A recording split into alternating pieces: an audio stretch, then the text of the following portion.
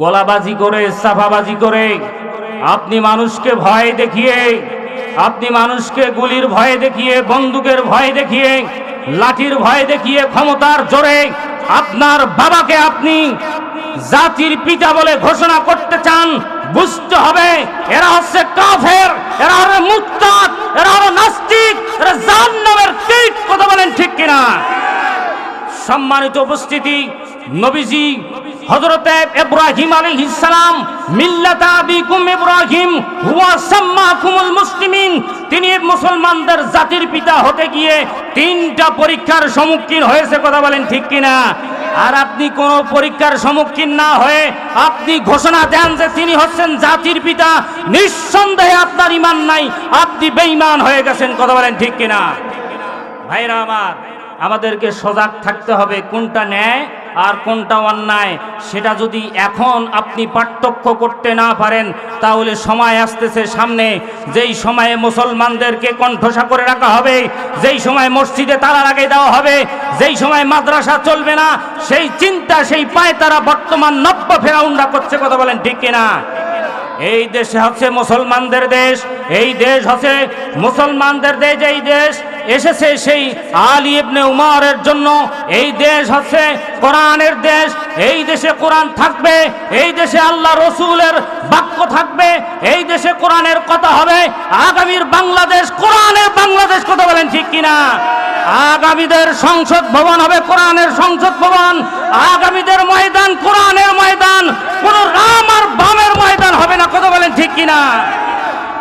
মুসলমানরা যখন বিলের মতো আওয়াজ দেয়, তখন কাফেররা মাথার উপর চেপে বসে। ঠিক কিনা বলেন? কাফেরদেরকে কখনো কোনো সময়ের জন্য সাপোর্ট করবেন না। হাইরে নেতা, হাইরে নেতা, এত বড় ভুঁড়ি আছে না নাই? কুল্লু নাসিম বিইমামিহিম, সেদিন বলা হবে কোন নেতার পিছনে তুমি চলেছ, তোমার নেতাটা কে গো, সেই নেতাটাকে ডেকে নিয়ে আসো। জীবনে কখনো আপনার নেতা এক ওয়াক্ত নামাজ আদায় করে না, আপনার নেতা সুদখোর কিনা, আপনার নেতা ঘুষখোর কিনা, আপনার নেতা চাঁদাবাজি কিনা, বাটপার কিনা আপনি ডিসাইড করেন না, আপনি চিন্তাও ভাবনা করলেন না, ওই নেতার পিছনে আপনি স্লোগান দেন। বুঝতে হবে ওই নেতা যদি যায় জাহান্নামে, আপনাকেও যাওয়া লাগবে জাহান্নামে। বলি না আউযুবিল্লাহ। وسيق الذين كفروا إلى جهنم زمرا حتى إذا جاءوها فتحت أبوابها وقال لهم خزنتها ألم يأتكم رسل منكم يتلون عليكم آيات ربكم وينذرونكم لقاء يومكم هذا। সেদিন কিয়ামতের ময়দানে নেতা থাকবে সামনে আর কর্মীরা থাকবে পিছনে। নেতা একখান পাইছি ভাই, আব্দুল কাদের দুলাভাই, দুলাভাইয়ের চরিত্র কুত্তার থেকেও অপবিত্র। কথা বলেন ঠিক কিনা? কোরআনের ময়দানে কোরআনের কথা বাদ দিয়ে কোন রাজনৈতিক কথা চলবে না। কথা বলেন ঠিক কিনা? কারণ মানব রচিত আইন দিয়ে মানুষের হেদায়েত আনা যাবে না, মানব রচিত আইন দিয়ে সমাজ পরিবর্তন হবে না, আল্লাহর আইন ছাড়া কখনো সমাজ শান্তি আসবে না। কথা বলেন ঠিক কিনা? আপনি কোরআনকে বাদ দিয়ে, কোরআনের আলোচনাকে বাদ দিয়ে আপনার ওই মদখোর আর সুদখোর আর বাটপারকে আপনি লাগাই দিয়েছেন বক্তব্য দেওয়ার জন্য। বুঝতে হবে আপনিও ভুল করেছেন, ওই নেতাও ভুল করেছে, কোরআনের সাথে বেয়াদবি করেছে। কথা বলেন ঠিক কিনা? ওই নেতার পিছনে যারা যারা স্লোগান দিয়েছেন সব জাহান্নামী। কারণ আপনার নেতা জীবনে এক ওয়াক্ত নামাজ পড়ে না, আসরের নামাজ পড়ে 3 বার। আছে না নাই? এরকম নেতা আছে না নাই?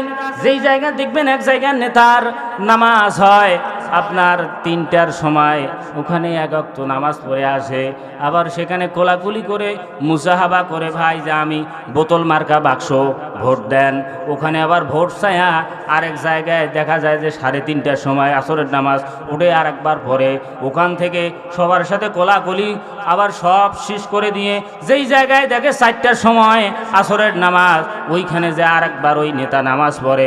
কথা বলেন ঠিক কিনা? এরা হলো, বুঝতে হবে, যদি ভোট আসে আর মাথায় যদি টুপি দেয়, জীবনে কোনোদিন দাড়ি রাখে নাই, দাড়িতে খুর লাগিয়েছে, এখন নির্বাচন এসেছে হালকা হালকা দাড়ি রেখেছে আর সাদা পাঞ্জাবি পরেছে, বুঝতে হবে এরা হলো ধর্ম ব্যবসায়ী। বলি না আউযুবিল্লাহ। হুজুরদের ধর্ম ব্যবসায়ী বলো না? হুজুররা তো সব সময় সারা বছর সারা মাস, কোন হুজুর আছে না নাই, এই যে টুপি সারা বছর আছে না নাই, এই যে হুজুরের দাড়ি কি সুন্দর সারা বছর আছে না নাই, এই দাড়িও সারা বছর সারা মাস, টুপিও থাকবে সারা বছর সারা মাস। হুজুররা ধর্ম ব্যবসায়ী করে না, ধর্ম ব্যবসায়ী করে ওরা যারা নির্বাচন আসলে টুপি লাগায়, পাঞ্জাবি লাগায় আর 1 ওয়াক্ত নামাজ পড়ে 3 বার। কথা বলেন ঠিক কিনা? আছে না নাই? তাইলে এইরকম নেতার পিছনে যখন আপনি আমি স্লোগান দিব, চিনা নাই জানা নাই আমাদের নবী মুহাম্মাদুর রাসূলুল্লাহ সাল্লাল্লাহু আলাইহি ওয়াসাল্লাম, তিনি ছিলেন নেতা, রাষ্ট্রনায়ক। কথা বলেন ঠিক কিনা? তিনি ছিলেন রাষ্ট্রনায়ক। ওই যে যুবক ভাই কই যায়, ভাইয়া আমাকে সারি চলে যাচ্ছেন?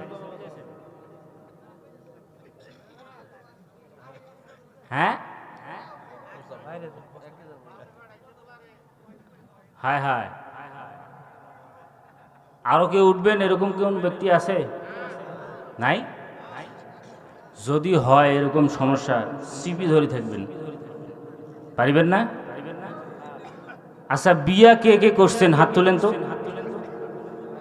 কে কে বিয়া করছেন হাত তুলেন? হ্যাঁ, তাহলে বিয়া যারা করেন নাই তারা হাত তুলেন। যুবক যুবক হাত তুলেন। হ্যাঁ, এত কম। আচ্ছা, এখন বিবাহিত আর অবিবাহিতর পরীক্ষা হবে। কি হবে? পরীক্ষা শুরু। আমি পরীক্ষায় কিন্তু আজকে পরীক্ষাগুলোকে আলোচনা হবে ইনশাআল্লাহ। সম্মানিত আমার ভাইরা, এখন পরীক্ষা হবে বিবাহিতদের শক্তিটা বেশি না অবিবাহিতের শক্তি বেশি, নাকি কোন? এবার বিবাহিতের শক্তি স্লোগান দিবে নারায়ে তাকবীর, লিল্লাহে তাকবীর, আল কোরআনের আলো, আল হাদিসের আলো। মাশাআল্লাহ, সুন্দর তো। এবার অবিবাহিত যুবক ভাইদের দেখি টেম্পার কমে গেছে না আছে? নারায়ে তাকবীর।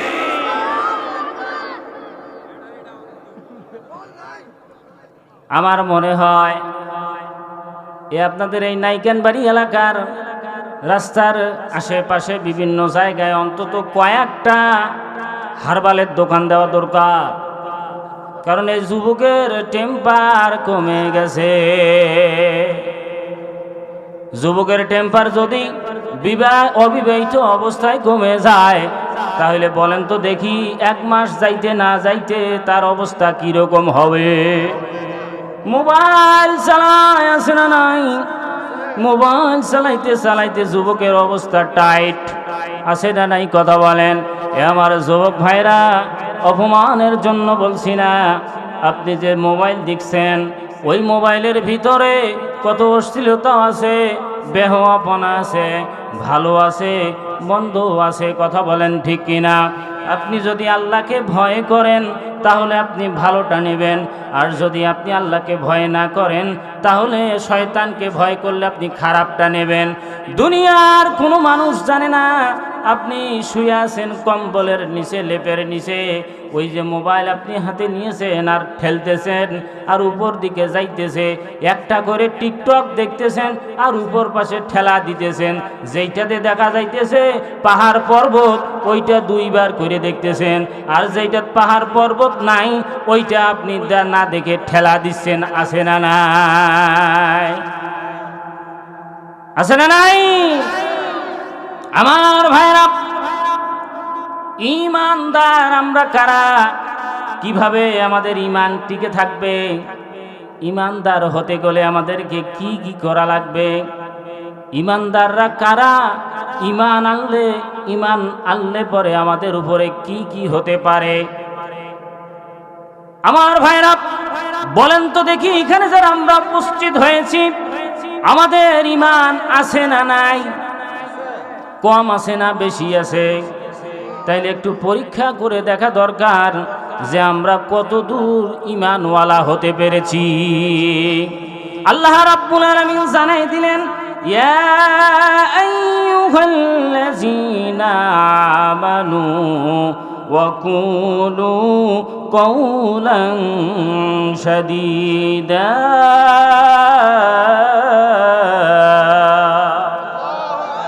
আল্লাহ বলেন, যারা ঈমানদার তোমরা দাবি করো, ঈমানদার যারা তোমরা দাবি করো, অবশ্যই অবশ্যই তোমরা সত্য কথা বলবা, সত্য পথে চলবা, মিথ্যার কাছে যাবা না। বলি সুবহানাল্লাহ। তাহলে সত্যর পথে থাকতে হবে, মিথ্যার পথে যাওয়া যাবে না। কারণ মিথ্যা হলো শয়তানের পথ, আর সত্য হলো আল্লাহর পথ। বলি সুবহানাল্লাহ। কারা কারা সত্যের পথে আছেন? দুই হাত তুলে আল্লাহকে দেখাই দেই। নারায়ে তাকবীর। হাত নামান।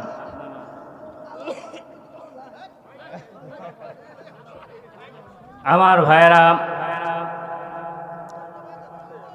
ভালো করে কান লাগান, ভালো করে কান লাগান। তাহলে আল্লাহ পাকের বক্তব্য হলো, ঈমানদার হতে হলে সত্য কথা বলার দরকার আছে না নাই? সত্য পথে চলতে হবে, সত্য কথা বলতে হবে।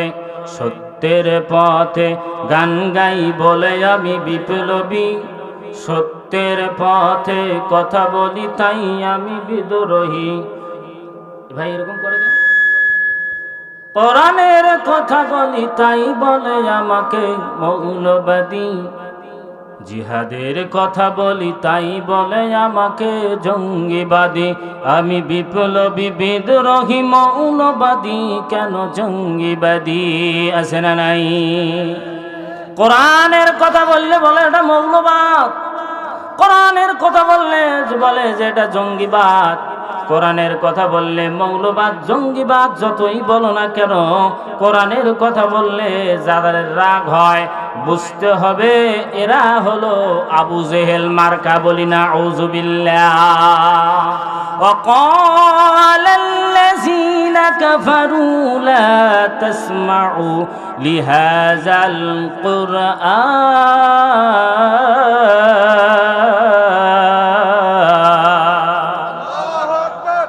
আল্লাহ রাব্বুল আলামিন জানাই দিলেন, যারা কাফের এরা সিদ্ধান্ত নেয়, এরা সিদ্ধান্ত আবু জেহেল সিদ্ধান্ত নিল, তার যা চেলা চামুর যারা রয়েছে তাদেরকে বলে দিল, তোমরা শুনে নাও, তোমরা শুনে নাও। ওয়াকাল আল্লাযিনা কাফারু, তারা সকলেই সিদ্ধান্ত নিল, পরিকল্পনা করল। ওয়াকাল আল্লাযিনা কাফারু লা তাসমাউ লিহাযাল কুরআন, যেই কোরআন মুহাম্মাদের উপরে নাজিল হয়েছে, যেই কোরআন মুহাম্মাদের উপরে নাজিল হয়েছে, যেই কোরআন মুহাম্মদ প্রচার করে, মুহাম্মদ দাওয়াতের কাজ করে, এই কোরআন তোমরা, ওই কোরআন তোমরা শুনবা না। আর যেই জায়গায় কোরআনের কথা হবে ওই জায়গায় তোমরা হট্টগোল করবা। বলি না আউযু বিল্লাহ। কোরআনের কথা বুঝতে হবে, কোরআনের কথা, কোরআনের মজলিস, ওয়াজ মাহফিল, কোরআনের তাফসির মাহফিল যারা বন্ধ করে দিতে চায়, যারা শুনতে দিতে চায় না, যারা বসতে দেয় না, জায়গা করে দেয় না, বুঝতে হবে এরাও হলো আবু জেহেল মার্কা লোক। বলি না আউযু বিল্লাহ। 5 আগস্টের আগে আলেম ধরে আর জেলে ভরে, আছে না নাই? আলেমদেরকে তারা দেখতে পায় না, আলেমদেরকে দেখলে তাদের চুলকানি, অ্যালার্জি বেড়ে যায়, আছে না নাই?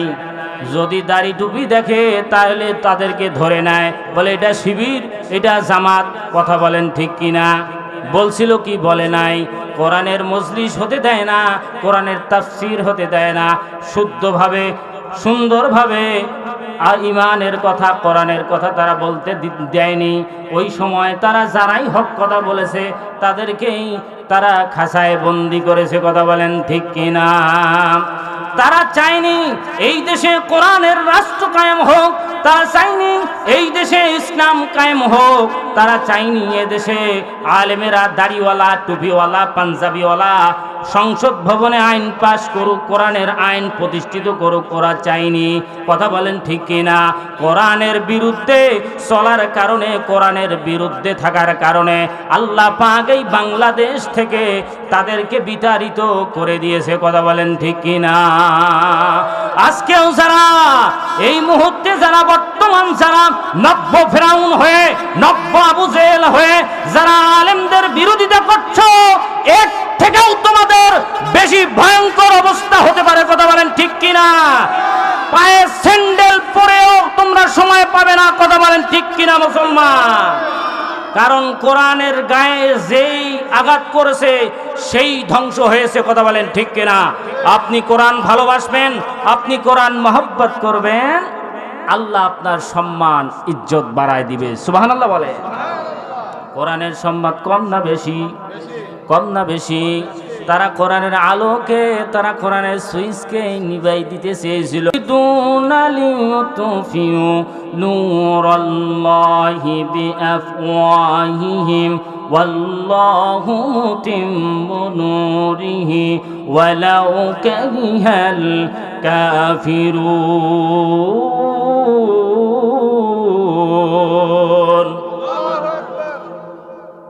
তারা এই আলোকে, আল্লাহর এই কোরআনকে নিভাই দিতে দিয়েছিল। তারা চিন্তা করেছিল সেই সময় যে একটা একটা করে মৌলবি ধরব আর ফাঁসিতে ঝুলাইয়া তাদেরকে একটা একটা করে দুনিয়া থেকে বিদায় করে দিব। তখন এই কোরআন বলার মতো আর কেউ থাকবে না। আমরা যত গাঁজাখোর, আমরা যত মদখোর, আমরা যত সুদখোর, আমরা যত বাটপার আছি, রড সিমেন্ট কালভার রাস্তা সব আমরা পেট ভরে খাবো। কথা বলেন ঠিক কিনা? কিন্তু আল্লাহ রাব্বুল আলামিন বলেন, যারা আমার আল্লাহর কোরআনকে নিভাই দিতে চায় তারা কখনো নিভাতে পারবে না। কারণ আল্লাহর কাছে এই কোরআনের আলোর সুইচ রয়েছে। বলি সুবহানাল্লাহ। আমার ভাইরা, এই যে লাইট জ্বলতেছে, বলেন তো এই লাইটটা যদি আমরা সবাই মিলে ফু দেই নিভবে? এটা কি সম্ভব? ঠিক তেমনিভাবে এই লাইটটার একটা সুইচ রয়েছে নির্দিষ্ট একটি জায়গায়। কথা বলেন ঠিক কিনা? ওই জায়গায় যে কোনো একটা, ওই ছেলেটাকে যদি বলা হয় বাবা ওই অমুক যে সুইচ রয়েছে সেখানে একটা তুমি টিপ দাও, দেওয়ার সাথে সাথে লাইট সব বন্ধ। কথা বলেন ঠিক কিনা? ঠিক তেমনিভাবে এই কোরআন রব্বুল আলামিনের কাছে লাউহে মাহফুজে লিপিবদ্ধ করা রয়েছে। এর হেফাজতের দায়িত্ব পৃথিবীর কারো কাছে নাই। কার কাছে আছে? আল্লাহর কাছে এই সুইচ রয়েছে। ওই একটা দুইটা হুজুর ধরে ধরে ফাঁসি দিয়া হত্যা করে, গুলি করে হত্যা করে, গুম করে, খুন করে, ফাঁসি দিয়ে তোমরা মনে করেছ যে ইসলাম নিভে গেছে। ইসলাম নিভে নাই, ইসলাম প্রতিষ্ঠিত হবে। কারণ আগামীর বাংলাদেশ আলেমদের বাংলাদেশ। ঠিক কিনা বলে?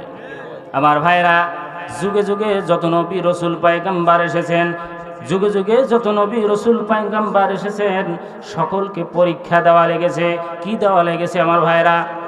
সবাই বলেন, কি দেওয়া লেগেছিল? পরীক্ষা দেওয়া লেগেছিল। এই পরীক্ষা কি ওই পরীক্ষা যে স্কুলের পরীক্ষা? কথা বল না কেন? স্কুলের পরীক্ষা, কলেজের পরীক্ষা, কোনো পরীক্ষা নয়। হাফেজ সাহেবদের সাথে যে সাক্ষাৎ হয়েছে, যখন আমি রেস্টে ছিলাম, হাফেজ সাহেবরা অনেকেই ছিলেন, তেনারা যে মাদ্রাসা পড়েন, বাচ্চাদেরকে পড়ান, ওই পরীক্ষা নাকি? হ্যাঁ, তাহলে কিসের পরীক্ষা? ঈমানের পরীক্ষা। বলি সুবহানাল্লাহ। কিসের পরীক্ষা দেওয়া লাগবে? আল্লাহ রাব্বুল আলামিন জানাই দিলেন, وَلَنَبْلُوَنَّكُمْ بِشَيْءٍ مِّنَ الْخَوْفِ وَالْجُوعِ وَنَقْصٍ مِّنَ الْأَمْوَالِ وَالْأَنفُسِ وَالثَّمَرَاتِ وَبَشِّرِ সাবিরিন। জোরে বলি আল্লাহু আকবার। আল্লাহ রাব্বুল আলামিন জানাই দিলেন, অবশ্যই অবশ্যই আমি পরীক্ষা করব। কি করব? আল্লাহ কি বললেন? পরীক্ষা করব। আল্লাহ রাব্বুল আলামিন পরীক্ষা করবেন। এই পরীক্ষা আল্লাহ পাক ভয় দিয়েও করতে পারেন। কথা বলেন ঠিক কিনা? ক্ষুধা দিয়ে পরীক্ষা করেন, ফল ফসল দিয়েও পরীক্ষা করতে পারেন। ফল ফসলের ক্ষতি হতে পারে, আপনার ক্ষুধার ক্ষতি হতে পারে, ক্ষুধা লাগতে পারে, অর্থাৎ আপনার খাবার আছে, পুকুর ভরা মাছ আছে, আপনার চাষবাস রয়েছে, সব কিছু আছে, কিন্তু আপনি হকের কথা বলেছেন। হকের কথা বলার কারণে বাতিলরা আপনাকে বাড়িতে থাকতে দেয় নাই, আপনাকে পালিয়ে অন্যস্ত জায়গায় আপনাকে স্থান নিতে হয়েছে। এই কারণে আপনাকে না খেয়ে থাকা লাগতে পারে। ঠিক না বলে? শুধু তাই নয়, আপনাকে আল্লাহ পাক ভয় দিয়ে পরীক্ষা করতে পারেন। ভয় দিয়েও পরীক্ষা করতে পারেন। ফল ফসলের ক্ষতি হতে পারে, আপনার জীবনের ক্ষতি হতে পারে। কথা বলেন ঠিক কিনা? সব ক্ষতির ভিতরে যদি আপনি টিকে থাকতে পারেন, ধৈর্য ধারণ করেন, তাহলে আল্লাহ বলেন ওয়াবাশশিরিস সাবিরিন, আমি আল্লাহ তোমাদের সাথেই আছি। বলি সুবহানাল্লাহ। আল্লাহ পরীক্ষা নিতে পারে কি পারে না? আমাদের পরীক্ষা হয়েছে কি কখনো? হ্যাঁ, আমাদের পরীক্ষা হয়েছে কি হয় নাই একটু চিন্তা করে দেখতে হবে আমার ভাইরা। কতটুকু পরীক্ষা হয়েছে? যার যত বড় ইমানের পাওয়ার, যার যত বেশি, তার পরীক্ষাটার মূল্য হবে তত বেশি। আপনার ইমান কম, আপনার পরীক্ষা ছোট, আপনার ইমান বেশি, আপনার পরীক্ষা হতে পারে বড়। কথা বলেন ঠিক কিনা? কারণ যুগে যুগে যতগুলো নবী রসুল পয়গাম্বার এসেছেন, সব নবী রসুল পয়গাম্বারদেরকে পরীক্ষা দেওয়া লেগেছে। পরীক্ষা ছাড়া কেউ আল্লাহর জান্নাতে যেতে পারে নাই।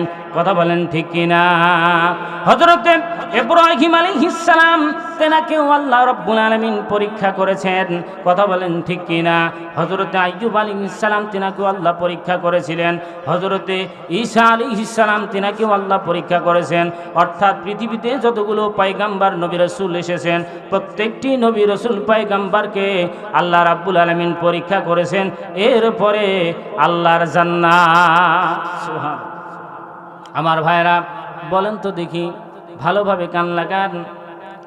একটা 1000 টাকার নোট আর একটা 10 টাকার নোট যদি আপনি বাজারে নিয়ে যান, আর যদি কোনো মুদি দোকানদারে, বিভিন্ন কোনো দোকানদার, যে কোনো দোকানদারে যদি আপনি দেন, যদি আপনি কোনো সদাই কিনতে চান, বলেন তো 10 টাকার নোটটা চেক করে না 1000 টাকার নোট? কোন টাকা? 1000 টাকার নোট। বারবার দেখবে এই রকম করে। কথা বলেন ঠিক কিনা? ঘষাঘষি করে কি করে না? আর 10 টাকার নোট যদি ছিঁড়াও হয় চলবে, অসুবিধা নাই।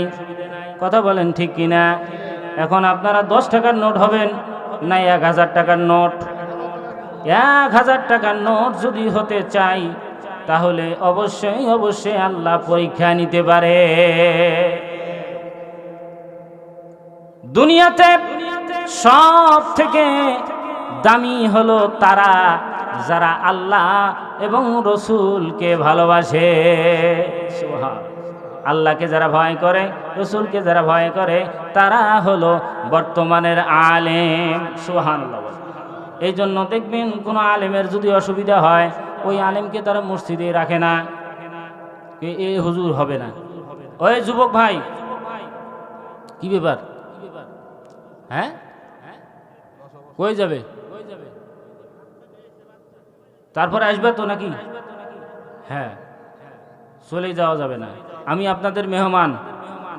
এখন যদি মেহমান বাড়িতে আসে আর আপনি আর একটা দরজা দিয়ে পালায় যান, তাহলে এটা কি মানুষের কাতারে পড়ে ভাই? তাহলে আমাকে রাখিয়ে আপনারা চলে যাবেন, তা তো হবার লয়। কথা বলেন ঠিক কিনা? আমার ভাইরা, তাই 1000 টাকার নোট সব থেকে বেশি দাম আছে না নাই? এই জন্য মুসলমান যারা, আল্লাহ বলেন 1 নাম্বার হলো আল্লাযিনা আমানু, যারা ঈমান এনেছে, ওয়া আমিলুস সলিহাত, এবং যারা সৎ আমল করবে, সৎ আমল করেছে, নেক আমল করেছে। ঈমানদার যদি দাবি করতে হয় আর নেক আমল যদি করতে হয়, আপনার আমার কেমন ঈমান আছে এইটা আল্লাহ রাব্বুল আলামিন পরীক্ষা করবে। পরীক্ষা করবে কি করবে না? আল্লাহ পাক বিভিন্ন দিক দিয়ে পরীক্ষা করতে পারেন। আপনাকে আল্লাহ অসুস্থ রাখতে পারেন, আল্লাহ রাব্বুল আলামিন আপনাকে না খেয়ে রাখতে পারেন, আল্লাহ আপনাকে বিভিন্ন আপদ বিপদ দিয়ে আপনাকে পরীক্ষা করতে পারেন। একদিন হযরতে মূসা আলাইহিস সালাম, ভালো করে কান লাগান, গভীর মনোযোগ দিয়ে শুনবেন, পর্দার আড়ালের মা বোনেরা ভালোভাবে মনোযোগ সহকারে শুনবেন। মা গো, আপনাদের উদ্দেশ্যে ওয়াজ আছে এবং পুরুষদের উদ্দেশ্যে ওয়াজ আছে। সব ওয়াজ আজকে চলবে, সারা রাত আজকে ওয়াজ হবে। কারা সারা রাত ওয়াজ থাকবেন? হাত তুলেন, হাত নামান, লিল্লাহে তাকবীর। আপনারা সারা রাত থাকেন, আমি চলে যাব। এখানে বসে থাকেন, আমি চলে যাব কিন্তু। হ্যাঁ, হযরতে মূসা নবী যখন রাস্তা দিয়ে হেঁটে যায়, রাস্তার মধ্যে যখন যাচ্ছিলেন, আল্লাহর নবী হযরতে মূসা আলাইহিস সালাম দেখতে পেলেন একজন ধনবের ব্যক্তি মূসা নবীকে বলছে, ওগো আল্লাহর নবী মূসা, আপনি তো আল্লাহর সাথে কথা বলেন গো, বলেন তো দেখি, আমার একটা আরজি রয়েছে, আমার একটা কথা রয়েছে, যদি আল্লাহকে আপনি এই কথাটা বলেন গো তাহলে খুব ভালো হয়। যে কি হয়েছে বলো? আল্লাহকে আপনি বলবেন যে আমার এত ধন সম্পদ কেন দিয়েছেন আল্লাহ, কেন এত ধন সম্পদ, কি জন্য এত ধন সম্পদ? এত ধন সম্পদ আমার খাবে কে? আমি এত ধন সম্পদ চাই না। আমার আল্লাহকে বলবেন যে আমার ধন সম্পদ যেন আল্লাহ কমায় দেয়। কি করে দেয়? কমায় দেয়। প্রতিমধ্যে যাওয়ার সময় দেখা গেল একজন বুড়ি মহিলা রাস্তায় বসে কান্নাকাটি করছে। মূসা আলাইহিস সালাম, আল্লাহর নবী পয়গম্বরের সাথে দেখা। মূসা নবীকে ডাক দিয়ে বললেন, ও আল্লাহর নবী মূসা, বারবার এই রাস্তায় আসি, আপনাকে দেখার জন্য আসি, আপনার সাথে সাক্ষাৎ দেওয়ার জন্য আসি, কিন্তু পাই না। ও মূসা, আল্লাহর নবী, আমার একটা আরজি রয়েছে, আপনি তো আল্লাহর সাথে কথা বলেন, ওই সময় আপনি আমার একটা কথা, আমার একটা আরজি আল্লাহকে বলবেন যে মা কি হয়েছে বলো? ওই বুড়ি মহিলা বলছে, ও আল্লাহর নবী পয়গম্বর মূসা, আল্লাহকে বলবা যে আমি এত গরিব কেন, আমি এত গরিব কেন, আমার পরনের ভালো কোনো কাপড় নাই, ভালোভাবে খেতে পারি না, ভালো মন্দ ভালো খাবার আমার জোটে না, একটা ভালো বাড়ি নাই, একটা ভালো ঘর নাই, একটা বিছানা নাই, একটা চাদর নাই, আমার অবস্থা খুবই খারাপ, আমি একেবারেই অসহায়।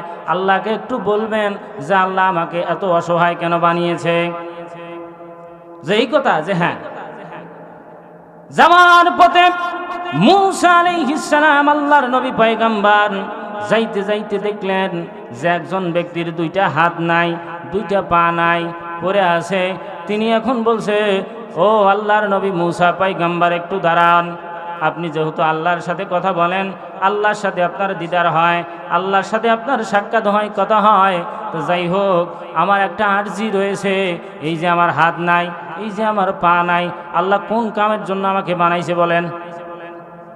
আল্লাহকে একটু বলবেন। আল্লাহর নবী হযরতে মূসা আলাইহিস সালাম তিনি বলেন, যে আচ্ছা ঠিক আছে, সব আরজি আল্লাহর কাছে আমি পেশ করব। নবীজি যখন চলে গেলেন সেই তুর পাহাড়ে, আল্লাহর সাথে কথা বললেন। আল্লাহর সাথে কথা বলার সমাপ্ত হওয়ার পরে আল্লাহকে বললেন, ইয়া রাব্বুল আলামিন, ও মালিক, আপনার কাছে 3টা আরজি নিয়ে আসছি গো। আল্লাহ রাব্বুল আলামিন জানাইলেন, ও মূসা পয়গম্বর, আমার নবী, বলো বলো দেখি কি হয়েছে, তোমার আরজি বলো। আল্লাহ রাব্বুল আলামিন যখন এই কথা বললেন, মূসা বললেন, আল্লাহ, আমি যখন আসতেছিলাম একজন ব্যক্তিকে দেখতে পেলাম, তার হাত নাই, তার 2টা পা নাই। এখন ওই লোক আমাকে প্রশ্ন করেছে যে আল্লাহকে বলবেন যে আল্লাহ আমাকে কোন কাজের জন্য বানাইছে, কোন কাজের জন্য বানাইছে? হাত নাই, পা নাই, কিচ্ছু নাই, আমার কাজটা কি? কি কারণে বানাইলো? আল্লাহ এই কথা তিনি বলেছেন। আল্লাহ রাব্বুল আলামিন মূসা নবীকে বললেন, মূসা তাকে বলে দিবা, জানাই দিও যে তোমাকে আল্লাহ রাব্বুল আলামিন পৃথিবীতে প্রেরণ করেছেন, তোমাকে জাহান্নামের একটা ফুটা আছে, যেটা ছিদ্র আছে, ওইটা বন্ধ করে দেওয়ার জন্য। মারহাবা বলেন। আমার ভাইরা ভালোভাবে কান লাগান। তাহলে যখন এই কথা বলা শেষ হয়ে গেল, এরপরে হযরতে মূসা নবী আল্লাহকে বললেন, রব্বুল আলামিন আমার আরো আরজি রয়েছে। সেটা হলো কি? মূসা আলাইহিস সালাম বলেন, রব্বুল আলামিন একজন বুড়ির সাথে সাক্ষাৎ হয়েছে। বুড়িমা বলতেছে তার পরনের কাপড় ভালো নাই, তার খাবার নাই, তার পোশাক আশাক ভালো নাই, এত গরিব, এত অসহায়, আল্লাহ কেন বানিয়েছেন তাকে? একটু ধন সম্পদ তার বাড়িয়ে দিয়েন। আল্লাহ রাব্বুল আলামিন ডাক দিয়ে বললেন, রে মূসা আমার নবী, ভালোভাবে শুনে নাও, ওই মহিলা বুড়িমাকে, তোমার ওই বৃদ্ধ বুড়িমাকে যে বলবা যে তুমি জানো একটু আল্লাহর শুকরিয়া আদায় করবা। কি আদায় করতে বলল? শুকরিয়া আদায় করতে বলল। আল্লাহর নবী হযরতে মূসা আলাইহিস সালাম এরপরে বললেন, রব্বুল আলামিন ও মালিক, আপনার কাছে আরেকটা আরজি নিয়ে এসেছি। বলে যে কি আরজি বলো দেখি। একজন ব্যক্তির দেখতে পেলাম, তিনি আমাকে বললেন তেনার ধন সম্পদ এত বেশি, এত বেশি, এত বেশি তাকে আপনি দিয়েছেন যে তার ধন সম্পদ অতিরিক্ত হয়ে গেছে, দেখতে পাচ্ছেন না, তিনি ভালোভাবে সেগুলোকে আগলে রাখতে পারছেন না। এত ধন সম্পদ কেন দিয়েছেন? তার ধন সম্পদ আপনি কমায় দেন। হযরতে মূসা আলাইহিস সালাম আল্লাহর নবী যখন বললেন, আল্লাহ রাব্বুল আলামিন উত্তরে বললেন, মূসা ওই ব্যক্তিকে যে বলবা যে তুমি আল্লাহর শুকরিয়া আদায় করা ছেড়ে দিবা। বুঝতেছেন তো ওয়াজ না ঘুমাইছেন? আমার ভাইরা, যুগে যুগে যত নবী রাসূল পয়গম্বর এসেছেন সবাইকে পরীক্ষা দেওয়া লেগেছিল। এখন দেখেন মূসা নবী যখন ফিরে আসলেন, মূসা আলাইহিস সালাম ফিরে আসলেন, ফিরে আসার পরে সেই হাত নাই পা নাই, তিনি বলছেন আল্লাহর নবী মূসা আল্লাহ কি বলেছে? এসে মূসা নবী বলছে যে তোমার আল্লাহকে আল্লাহ তোমার কথা বলেছে যে জাহান্নামে যে একটা ফুটা আছে, যে একটা গর্ত আছে, ওই গর্তটা তোমাকে আল্লাহ তোমাকে দিয়ে পূরণ করবে। তিনি বলছেন যে মারহাবা, আলহামদুলিল্লাহ, আমি আল্লাহর উপর সন্তুষ্ট যে কোনো না কোনো কাজের জন্য আল্লাহ তো বানাইছে। সুবহানাল্লাহ, আল্লাহ তার উপরে খুশি। আমার ভাইরা, এই দুনিয়ায় আপনাকে আমাকে আল্লাহ পাক অনর্থক বানায় নাই, অকারণে বানাই নাই, অকাজের জন্য বানাই নাই। আল্লাহ পাক আপনাকে আমাকে বানিয়েছেন আল্লাহর ইবাদত করার জন্য। বলি সুবহানাল্লাহ। কার ইবাদত করার জন্য? আল্লাহর ইবাদত করার জন্য। আমার রসুল মুহাম্মদুর রাসূলুল্লাহ সাল্লাল্লাহু আলাইহি সাল্লাম কার ইবাদত করেছেন? আল্লাহর ইবাদত করেছেন। সুলাইমান আলাইহিস সালাম কার ইবাদত করেছেন? সুলাইমান আলাইহিস সালাম তিনি এত বড় পাওয়ারফুল বাদশা ছিলেন, গোটা বিশ্বের, গোটা পৃথিবীর রাজ্যের বাদশা আল্লাহ তেনাকে বানিয়েছেন। গোটা পৃথিবীর কীট পতঙ্গগুলো তাকে সম্মান করে, তাকে মানে বাদশা হিসেবে। তার কথা শুনে গোটা পৃথিবীর সাগরের তলদেশে যতগুলো মাছ রয়েছে সব মাছগুলো সেই সুলাইমান আলাইহিস সালামের কথা শুনে মারহাবা বলেন। শুধু তাই নয়, মানুষের নেতা হিসাবে, মানুষের রাজা হিসাবে সুলাইমান আলাইহিস সালামকে দুনিয়ায় প্রেরণ করেছেন। দেখেন তারপরও একটা সেকেন্ডের জন্য হযরতে সুলাইমান আলাইহিস সালাম আল্লাহকে ভুলে যায় নাই। বলি সুবহানাল্লাহ। শুধু তাই নয়, গোটা পৃথিবীর বাদশা বানাইলেন। শুধু তাই নয়, হযরতে সুলাইমান আলাইহিস সালামের স্ত্রী ছিল 300 জন। কতজন? আপনাদের এই মারহাবার আওয়াজ শুনিয়া মনে হইতেছে এটা কোনো ব্যাপার। আর মেয়ে আপনি 2টা বিয়ে করে দেখেন কেন কি হয়, নাকি বলেন? বিয়ে কয়টা করছেন তিনি? আমার ভাইয়েরা, কীট পতঙ্গের রাজা, মানুষের রাজা, তলদেশে গভীর তলদেশে যারা মাছ তাদের রাজা, গোটা পৃথিবীর রাজা।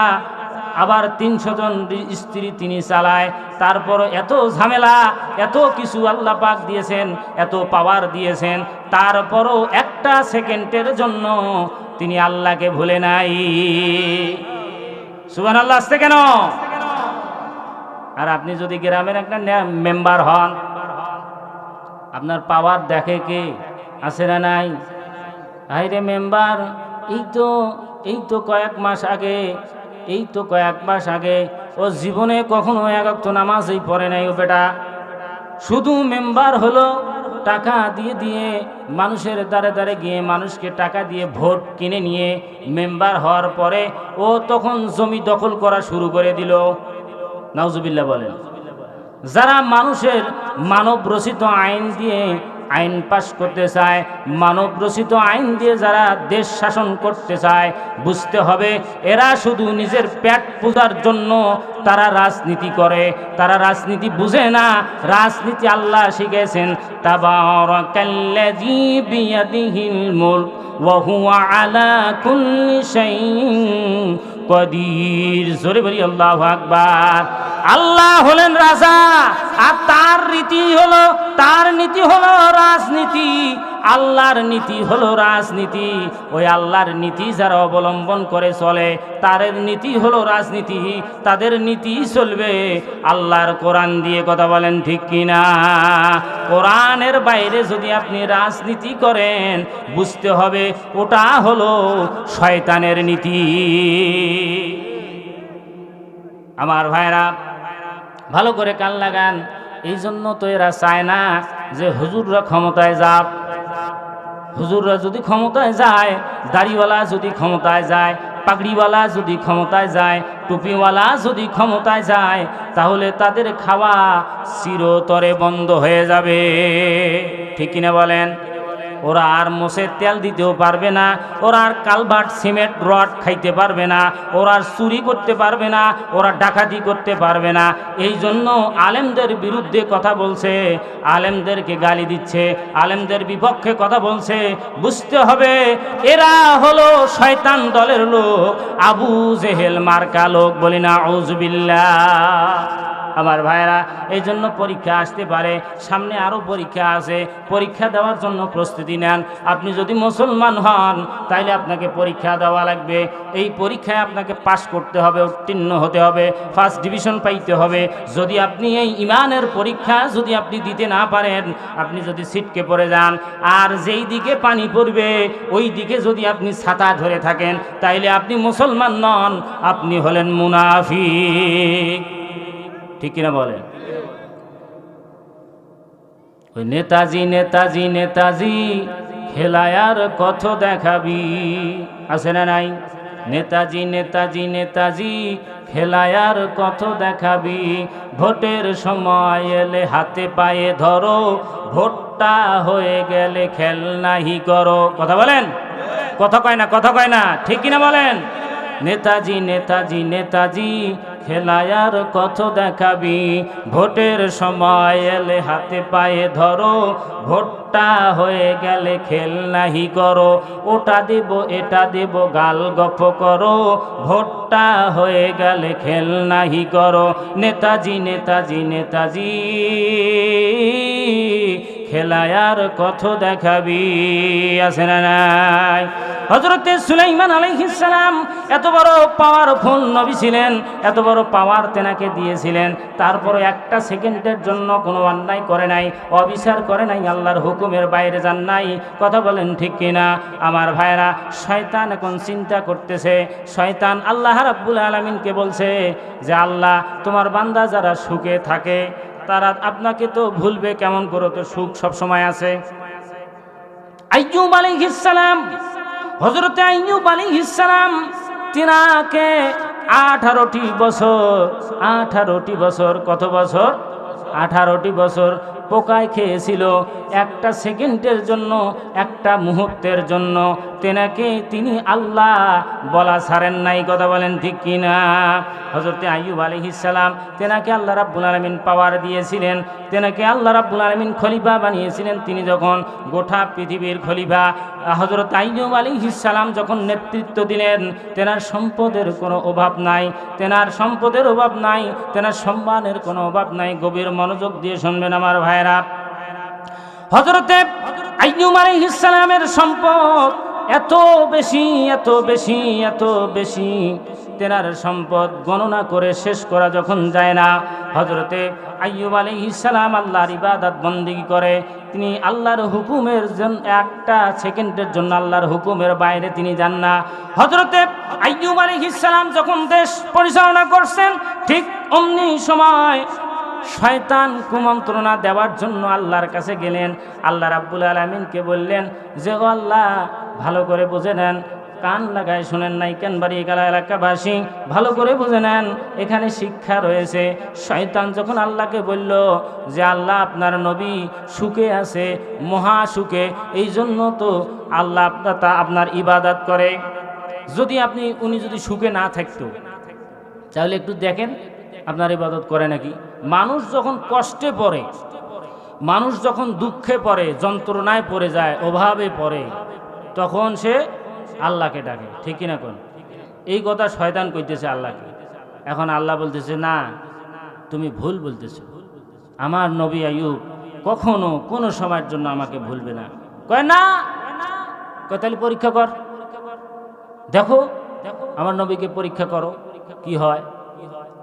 যে ঠিক আছে, আপনি পাওয়ার দিলেন তো? হ্যাঁ পাওয়ার দিলাম। তুমি 180 মাইল বেগে পাওয়ার চালাও আমার নবীর উপরে, দেখা যাক তুমি যেত না আমার নবী জিতে, ঠিক কিনা বলেন? মারহাবা বলেন, জোরে মারহাবা। আমার ভাইরা, যখন আইয়ুব আলাইহিস সালাম, আল্লাহর নবী পয়গম্বর আইয়ুব আলাইহিস সালাম, তিনি রাষ্ট্র পরিচালনা করছেন, তিনি যখন রাষ্ট্র পরিচালনা করছেন, ঠিক ওই সময় শয়তান যখন দেখতে পেলেন তিনি তো মহা শান্তিতে আছে, কেমনে তাকে বিপদে ফেলা যায়। শয়তানের কাজে হলো মুসলমানদেরকে বিপদে ফেলা, কথা বলেন ঠিক কিনা?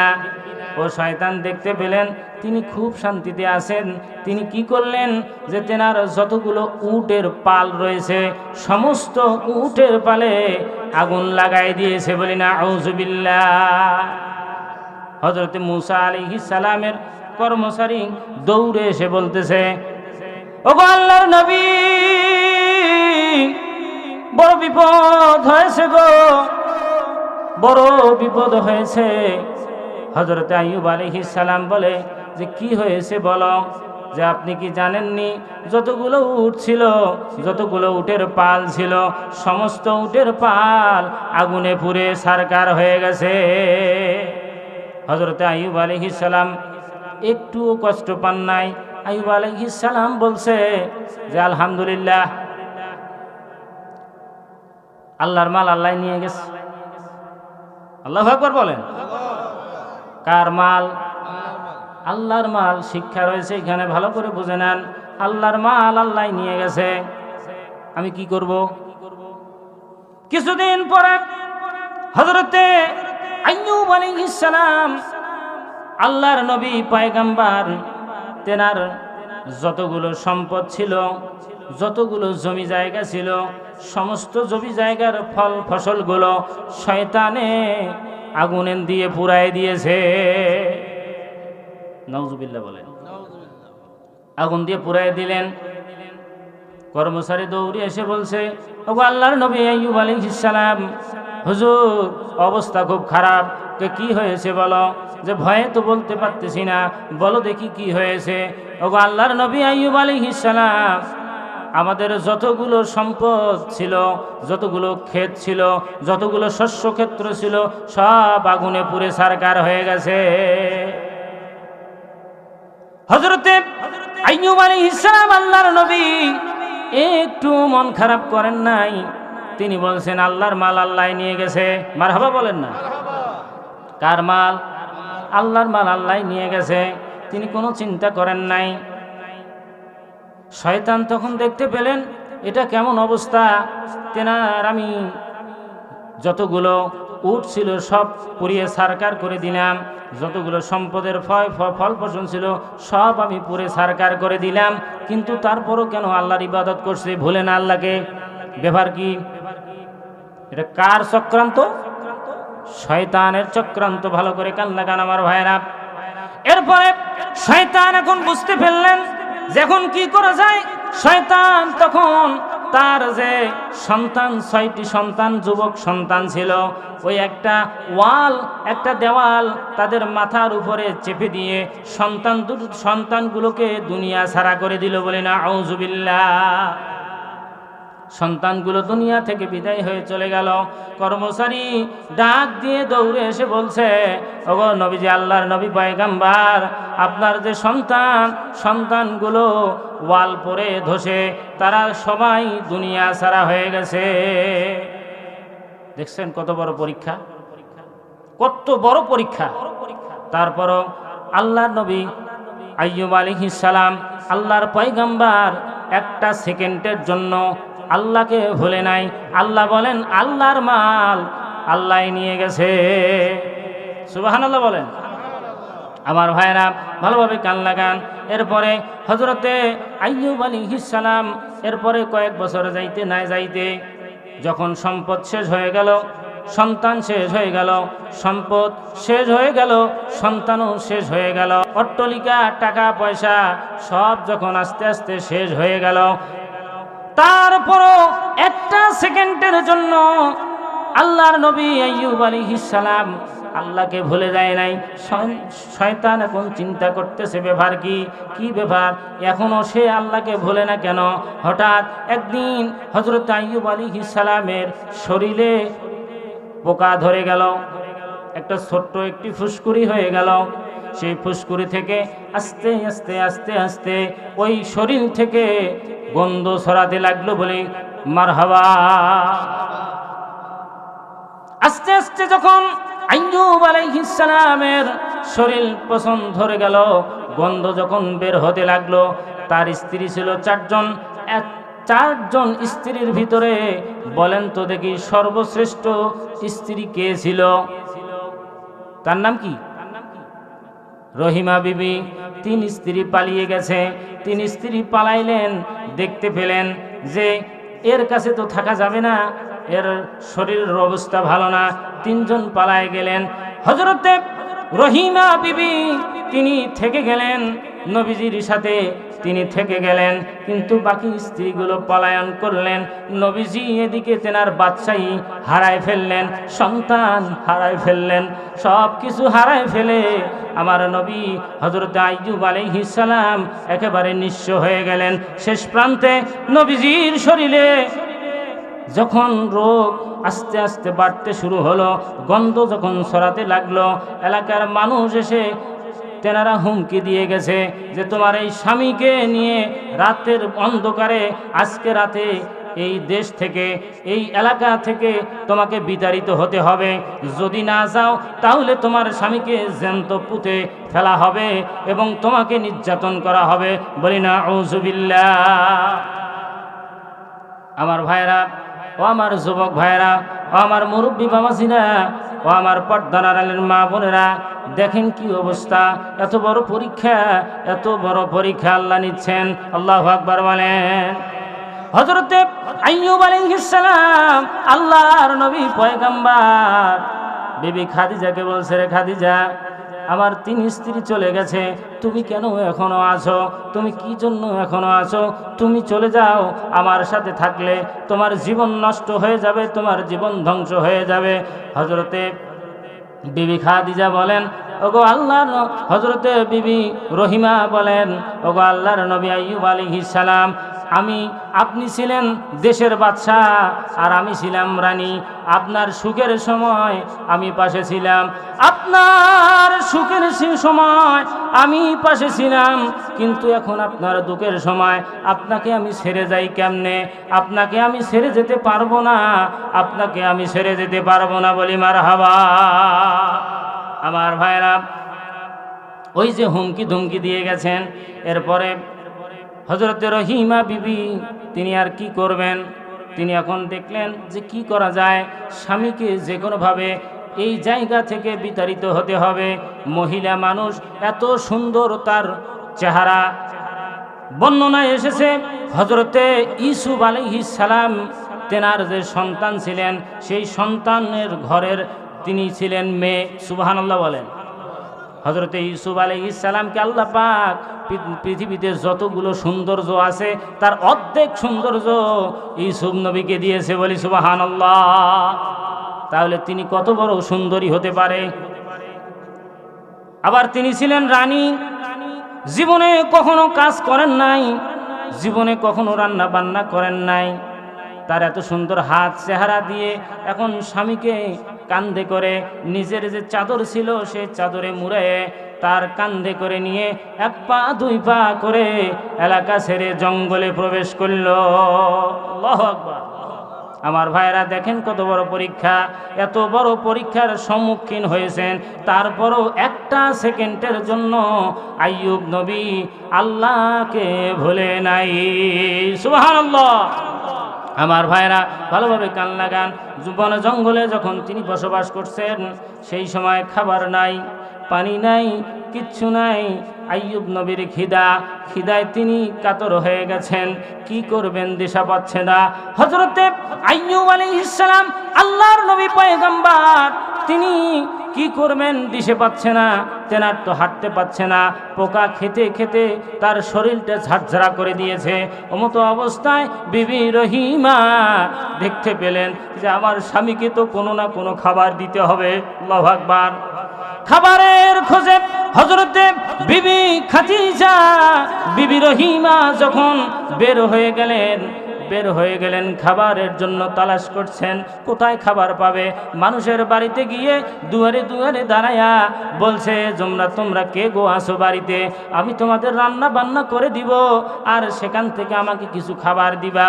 ওইভাবে তিনি কাজ করলেন, মানুষের বাড়িতে রান্না করছেন। জীবনও কাজ করেন নাই, তিনি ছিলেন রাষ্ট্রনায়কের স্ত্রী, রানী। কথা বলেন ঠিক কিনা? মারহাবা বলেন। তিনি মানুষের বাড়িতে কাজ করতেছেন, আর ভাত এনে তিনি খাবার এনে হযরত আইয়ুব আলাইহিস সালামকে খাওয়াচ্ছেন। এভাবে যাইতে যাইতে কয়েক বছর হয়ে গেল, পার হয়ে গেল। শয়তান বুঝতে পারলেন, দেখতে পেলেন যে আইয়ুব নবী তো এই জায়গায় বসবাস করা শুরু করে দিয়েছে, সে তো আল্লাহকে ভুলতেছে না, কিন্তু আমাকে তো পাশ করা লাগবে, শয়তানকে তো জিততে হবে। শয়তানের কুমন্ত্রণা ভয়ঙ্কর। কথা বলেন ঠিক কিনা? সে এখন চিন্তা করতেছে এখন কি করা যায়। ওই শয়তান মানুষের রূপ ধারণ করে মানুষের বাড়িতে বাড়িতে গিয়ে বলছে, তোমরা জানো নি তোমার বাড়িতে কে ভাত পাক করে দেয়? কয় কে দেয়? কয় আইয়ুব নবীর স্ত্রী। কয় সর্বনাশ। কোন কি? যে হ্যাঁ, কত ভালো, তো নবীর স্ত্রী ভাত পাক করে দেয়, তাহলে ডাবল বেতন হবে। সুবহানাল্লাহ বলেন। কয় বাদ দাও, কিসের ডাবল বেতন? তুমি কি জানো? কয় কি হয়েছে? ওই আইয়ুব নবীর শরীরে পোকা ধরেছে, পছন ধরেছে, ওই এমন বিষাক্ত রোগ, ওই রোগ আপনাদেরকে হতে পারে। ও ওখানে থেকে এসে আপনাদেরকে ভাত পাক করে দেয়, আপনাদের শরীরও লাগতে পারে। কাজেই তাকে তোমরা খাবারে নিও না, ডাকিও না, তাকে তোমরা কাজে নিবা না। শয়তানের কুমন্ত্রণায় তার ওই কাজটা বন্ধ হয়ে গেল। আল্লাহু আকবার। একটা পথ বন্ধ হয়ে গেল। দেখতে পেলেন আল্লাহর নবী হযরত আইয়ুব আলাইহিস সালাম, তেনাকে তো খাবার খাওয়াতে হবে। তার কারণ হলো তিনি পৃথিবীর খলিফা ছিলেন, তিনি পৃথিবীর বাদশা ছিলেন, তেনাকে না খেয়ে তিনি রাখবেন না। রহিমা বিবি কি করলেন? সাথে সাথে কাজের সন্ধানে বের হলেন। কাঠ কাটার জন্য, লাকড়ি কাটার জন্য বন জঙ্গলে ঘুরলেন। একটু কাঠ কেটে কেটে তিনি বাজারে বিক্রি করলেন। সেখান থেকে স্বামীকে খাওয়াচ্ছেন। এভাবে করে বছরের পর বছর যাইতে যাইতে শয়তান দেখতে পেলেন, বুঝতে পারলেন যে এখনো পর্যন্ত আইয়ুব নবী আল্লাহর শুকরিয়া আদায় করে। সুবহান। অথচ শরীরে কিছু নাই, পোকায় খেয়েছে, তারপরও শুকরিয়া আদায় করে কার? একটা সেকেন্ডের জন্য গো আল্লাহকে ভুলে নাই। এখন ওই সময় শয়তান মানুষের কাঁধে কাঁধে, মানুষের দ্বারে দ্বারে গিয়ে তারা ওই শয়তান পৌঁছাই দিল, তোমরা কার কাছ থেকে লাকড়ি কেন, কার কাছ থেকে তোমরা কাঠ কেন? তোমরা কি জানো ওটা হচ্ছে আইয়ুব নবীর স্ত্রী, উনি যদি আপনাদের কাছে কাঠ বিক্রি করে তোমরা কাঠ নিবা না। তার কারণ হলো তার শরীরে পোকা, এত বড় মারাত্মক রোগ, যেই রোগ হলো ছোঁয়াচে রোগ, ওই রোগ আপনাদেরও ধরতে পারে, কাজেই তার কাছ থেকে তোমরা কোনো কিছু নিবা না, আদান প্রদান করবা না। 2 নম্বর পথ বাতিল হয়ে গেল, তিনি আর কোনো পথ পাচ্ছেন না, তিনি দিশাহারা হয়ে গেলেন। আর অঝরে দুচোখের পানি ফেলে কান্দে। হযরতে মা রহিমা অঝরে যখন কান্না শুরু করছে, রব্বুল আলামিন কি করব দিশে পায় না, আমার স্বামীকে তো না খেয়ে আমি রাখতে পারবো না, কারণ দুঃখের সুখের সময় আমি ছিলাম, দুঃখের সময় যদি না থাকি তাহলে আমি কেমন স্ত্রী। মারহাবা বলেন। বর্তমানে এরকম আছে না নাই? কম না বেশি? হ্যাঁ, স্বামী যদি দেখা যায়, দেখবেন যে স্বামী যদি কামাই কম করে, যদি কামাই কম করে, তুমি কি কাজ করো? কথা বলেন ঠিক কিনা? তোমার যে রোজগার, পাশের বাড়ি যা দেখো কি অবস্থা, ফ্রিজ আছে, টিভি আছে না নাই, আসবাবপত্র সুন্দর সুন্দর, আর তুমি কি কাজ করো? ছাতার কাজ, ওইখানে যে বসে থাকো, কোনো কাজ করো না। বাড়ির শুধু প্রতিদিন গড় গড় করি যে আলু দৌড়ায়, সেই আলু আপনি বাড়ির নিয়ে আসেন, এটা খাইতে খাইতে জীবন শেষ। আছে না না এরকম স্ত্রী? যে স্বামী আপনার ক্লান্ত পরিশ্রম করে আপনার স্বামী আপনাকে বাড়িতে ফিরে আসলো, আপনি সাথে সাথে শুকরিয়া আদায় করেন। আপনার স্বামী বাড়ির থেকে বাইরে থেকে বাড়িতে এসেছে, আপনি যে আপনার স্বামীর চেহারা মোবারকটা দেখতে পেয়েছেন, এইটাই তো আল্লাহর রহমত। কথা বলেন ঠিক কিনা? আমার ভাইরা, অনেক মেয়েরা আছেন, স্বামীর যে কাজ রয়েছে, কর্ম রয়েছে, অল্প যদি দেয় তারা খুশি থাকে না, আর যদি বেশি বেশি দেন তারা খুশি থাকে। আছে না নাই? সবাই না, কিছু কিছু আছে না নাই? হযরতে বিবি রহিমা তিনি কি করলেন, কি করবেন দিশে পাচ্ছে না। গভীর মনোযোগ দিয়ে শুনবেন আমার যুবক ভাইরা, আমার মা বোনেরা। সেই সময় হযরতে বিবি রহিমা কি করলেন, কি করবেন দিশে পাচ্ছে না। তিনি দেখতে পেলেন স্বামী আমার না খেয়ে আছে, স্বামীকে খাওয়াতে হবে, কি করবে তার কোনো পথ নাই। 2টি পথ ছিল বন্ধ হয়ে গেছে। শেষ মুহূর্তে মাথার চুলগুলো, অর্ধেক চুলগুলো বিক্রি করে তিনি খাবার নিয়ে গেছে। বলি সুবহানাল্লাহ। তখন সেই সময় চুল বিক্রি করে খাওয়া যায়, ছিল এখন না। হ্যাঁ, শেষ করে দিব তাহলে ওয়াজ তো আর বাড়া হয় না। আমার ভাইরা, 12টা বেজে গেছে, ওয়াজ আর করা যাবে না, নাকি বলেন? না বাড়াবো? বাড়াবার পক্ষে কয়জন আর কমার পক্ষে কয়জন হাত তুলেন? বাড়াবো কারা কারা হাত তুলেন? হ্যাঁ, আলহামদুলিল্লাহ। আর যারা কয়েছেন যে বাড়া যাবে না, এখন তাদের পক্ষে তো আমরা আসি, আর যারা বাড়াবো তাদের পক্ষেও আসি। ঘটনাটা বলে শেষ করে দেই সংক্ষিপ্ত আকারে। চাচা বসেন, এই যে বাবাজি মুরব্বী, যায়েন না তো, 12 গাছে বসেন। আলহামদুলিল্লাহ। এরপরে হযরতে বিবি খাদিজাতুল বিবি রহিমা তিনি কি করলেন, চুল বিক্রি করে স্বামীকে খাওয়াইছেন। এখন বলেন তো দেখি, তিনি ঠিক কাজ করেছেন না বেঠিক কাজ? ঠিক করেন নাই। শয়তান দেখতে পেলেন যে শেষ পর্যন্ত আইয়ুব নবীকে তার বিবি মাথার চুল বিক্রি করে খাওয়াইছেন, কিভাবে ওয়াসওয়াসা দেওয়া যায়। আল্লাহর নবী আইয়ুব আলাইহিস সালাম আল্লাহকে একটা সেকেন্ডের জন্য তারপরে ভুলে নাই। শয়তান মানুষের রূপ ধারণ করে আইয়ুব নবীর কাছে গিয়ে বললেন যে তুমি কি জানো তোমার স্ত্রী কোথা থেকে এনে খাবার খাওয়ায়? তুমি কি জানো? কেমনে জানবো? তোমার স্ত্রী চুরি করতে গিয়ে ধরা পড়েছে, মানুষের মাইর খেয়েছে, অর্ধেক চুল কেটে দিয়েছে। নাউজুবিল্লাহ বলেন। এত বড় ষড়যন্ত্র দিয়ে গেল, শয়তান ওয়াসওয়াসা দিয়ে গেল। হযরতে আইয়ুব আলাইহিস সালাম সেই শয়তানের কথাটা ধরে নিলেন, স্ত্রী বাড়িতে আসলেন, রহিমা বিবিকে জিজ্ঞাসা করলেন, ও আমার প্রাণের স্ত্রী রহিমা, তুমি যে আমাকে খাবার খাওয়াও, এই খাবারটা কোথা থেকে আনো? বিবি রহিমা যদি বলে যে আমি লাকড়ি কেটেছি, কাঠ কেটেছি, মানুষের বাড়িতে কাজ করে করে এনে খাওয়াইছি, তাহলে আমার স্বামী কষ্ট পাবে। তিনি বলে নাই যে কিভাবে আমি আপনাকে খাওয়াইছি, কোনো কিছুই বলে নাই, শুধু এতটুকুই বলেছে, ও আমার প্রাণের স্বামী, আপনাকে যা খাওয়াইছি হালালেই খাওয়াইছি। বলি সুবহানাল্লাহ। তাহলে আমি শুনলাম তুমি নাকি চুরি করে আমাকে চুরির খাবার খাওয়াও। আমি একজন আল্লাহর নবী পয়গাম্বার, আমি যদি হারাম খাই গো, তাহলে আল্লাহর কাছে আমি বিচার দিব কি? রহিমা বিবি বললেন যে না না, আমি কোনো হারাম পথে উপার্জন করি নাই, আমি চুরি করি নাই। আইয়ুব নবী বিশ্বাস করল না। তাহলে বলছে যে তোমার মাথার রন্নাটা একটু খোলো, দেখব।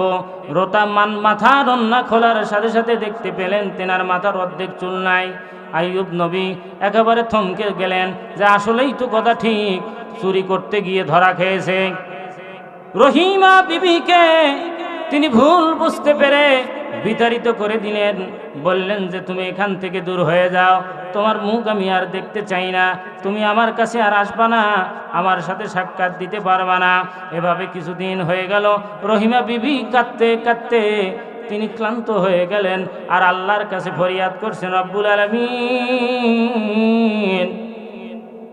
কি করলে আমার স্বামী বুঝবে? কিছুদিন যাওয়ার পরে হযরতে জিবরাইল আলাইহিস সালাম নবীজির কাছে এসে জিজ্ঞাসা করছে, গো আল্লাহর নবী আইয়ুব আলাইহিস সালাম, ভালোভাবে কান লাগান।